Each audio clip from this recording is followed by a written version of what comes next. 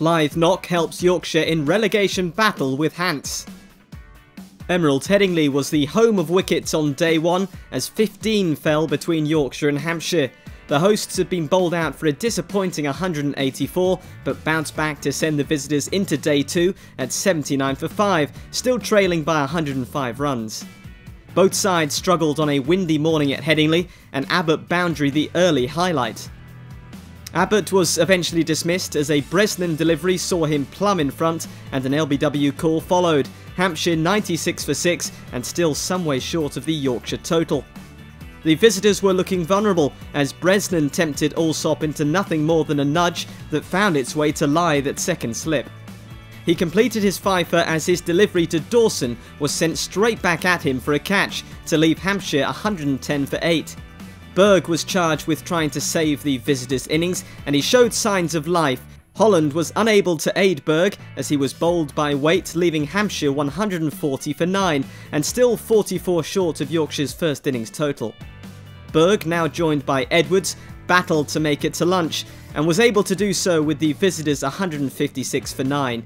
Yorkshire still had a 28 run lead but would be looking to remove the final wicket as soon as possible.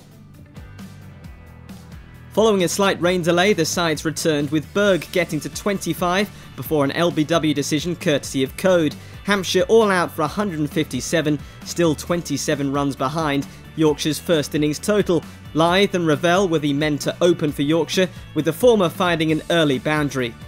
Edwards was the man to force the breakthrough, his delivery to Ravel tickled behind and caught by Allsop. Brooke took the White Rose County past 50 in style with a boundary off Berg. He was unable to make it to tea though, as with 28 runs to his name he was forced to depart after being caught behind by Allsop off Dawson's delivery.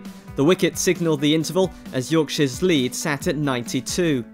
Balance was looking to bed in alongside Lithe after the break. He could only make 11 though before being struck by a Dawson delivery and drawing the umpire's call of LBW. Kohler Cadmore was next out for Yorkshire and wasted no time in building runs with multiple blows to the boundary. Lithe and Kohler Cadmore's stand was worth 51 when the latter edged a Holland delivery behind to Allsop with Yorkshire 132 for 4. Lithe's dogged display was rewarded as a single saw him bring up his third half-century of the season. Stumps arrived with Lithe's 60 not out, and along with Bresnan's career best of 5 for 28, the experienced heads of Yorkshire had stolen the spotlight. Already 199 runs behind, Hampshire would be looking for an early flurry of wickets on day 3.